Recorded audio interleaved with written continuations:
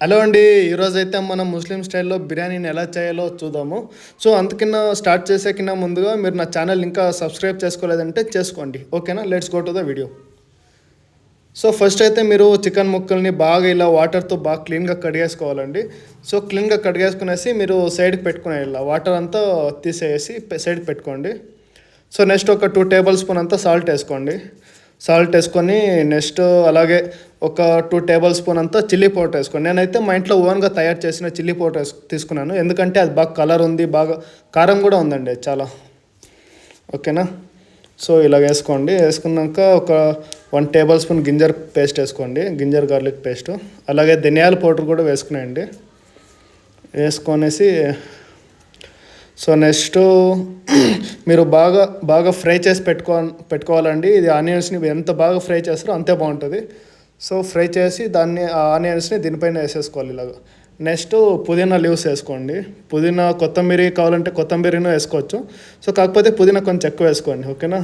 అలాగే మీరు ఆనియన్స్‌ని ఫ్రై చేసి ఉంటారు కదా, ఆ ఆయిల్ కూడా వేసుకోండి. ఆయిల్ వేసేసుకునేసి మీరు బాగా మిక్స్ చేసేయాలండి ఇది. అదో ఇలాగ. ఇలా బాగా మిక్స్ చేసేసి అది బాగా కారము, ఆ మసాలా ఏదైతే ఉందో అది బాగా చికెన్ ముక్కలకి బాగా పట్టాలి అది కారం. ఓకేనా? బాగా మిక్స్ చేసుకునేయండి. ఆ తర్వాత మీరు బిర్యానీ మసాలా వేసుకోండి. నేనైతే తేజు బిర్యానీ మసాలా వేసుకున్నాను. ఎందుకంటే అది ఆల్రెడీ నేను చేశాను 2-3 సార్లు, బాగుంది, టేస్ట్ బాగా వస్తుంది. సో, అది వేసుకున్నాను అన్నమాట. సో, ఇది వేసుకునేసి బాగా మిక్స్ చేసేసుకోండి. నీట్గా మిక్స్ చేయాలండి. అది కారం అంతా బాగా పట్టాలి. ఇలా మిక్స్ చేసేసుకోండి. బాగా మిక్స్ చేసి మీరు అనుకోవచ్చు నా చేతులు ఏంటి, ఇతని చేతులు ఏంటి ఇలా ఉండేయని. సో, అది నా బర్త్ మార్క్ అండి. అది పుట్టినప్పటి నుంచి అలాగే ఉండే బ్లాక్ కలరు. సో, ఏం చేసినా పోవట్లేదు. సో, పర్లేదండి. సో, ఇలా మిక్స్ చేసేసుకోండి. ఓకేనా? బాగా మిక్స్ చేసేసుకునేసి అలాగే బాగా మిక్స్ చేయాలండి. ఇది బాగా ఎంత కారం పట్టాలి బాగా పీసులు ముక్కలకంతా. సో, అలాగే ఒక 5 టేబుల్ స్పూన్ కర్డ్ తీసుకోండి. నేనైతే ఒక 10 రూపీస్ పాకెట్ వస్తుంది కదా, అది తెచ్చేసుకున్నానండి. అది తెచ్చేసుకునేసి అది ఫుల్ వేసుకున్నాను. ఓకేనా? అంతే. ఇది ఒక 20 మినిట్స్ క్లోజ్ చేసుకోండి. 20 మినిట్స్ అయ్యాక అయితే ఓపెన్ చేసి బాగా బాయిల్ చేసుకోండి. ఒక 5-10 మినిట్స్ బాగా బాయిల్ కావాలి అది. సో, ఎక్కువ బాయిల్ చేయకండి. ఒక 5-10 మినిట్స్ చాలు. సో, అయినాక మీరు నెక్స్ట్ రైస్ తీసేసుకోండి. ఎక్స్ట్రా మీకు ఎంత రైస్ కావాలో అంత రైస్ తీసేసుకోండి. క్లీన్ చేసుకోండి. ఇంకో బాయిల్లో అయితే మీరు ఎంత వాటర్ క్వాంటిటీ కావాల్సి పడుతుందో ఆ రైస్కి అది బాయిల్ చేసుకోండి బాగా. ఓకేనా? బాయిల్ చేసుకున్నాక నేనైతే ఇక్కడ పలావ్ మసాలా పెట్టుకున్నాను. ఏదైతే కావాలో చెక్క, లవంగ, అలాగే ఆకు, మొగ్గ అన్నీ ఉన్నాయి. సో, అలాగే యాలక్ బుడ్లు ఉన్నాయి.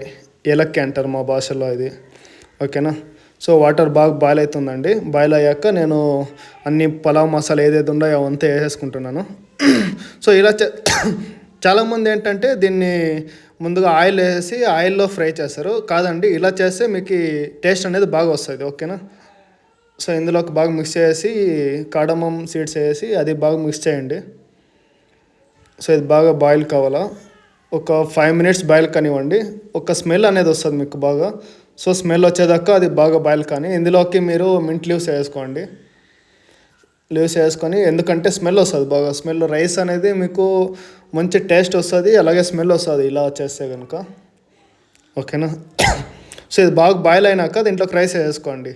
మీరు వాష్ చేసి పెట్టుకున్నారు కదా, ఆ రైస్ వేసుకొనేసి అండి బాగా. సో, ఇలా రైస్ వేసుకొనేసి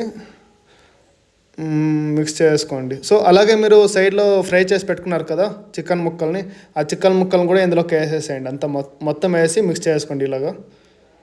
సో, ఇలా బాగా మిక్స్ కావాలి. ఇది అయినాక మీరు ఉప్పు కారం అంతా బాగా అంటిందా లేదా అని చెప్పేసి వాటర్ని ఒకసారి టేస్ట్ చేసి చూడండి. సో, అంతా ఓకే, బాగా అంటింది అని అంటే ఓకే. లేదంటే మీకు ఎక్స్ట్రా ఉప్పు కారం కావాలంటే వేసుకోండి. ఓకేనా? సో, అంతే అండి. ఇది అయినాక బాగా క్లోజ్ చేయండి. ఒక 30 మినిట్స్ క్లోజ్ చేసి వదిలేయాలి అంతే. తీసాక మీకు రైస్ అనేది, బిర్యానీ అనేది రెడీగా ఉంటుంది. ఓకేనా?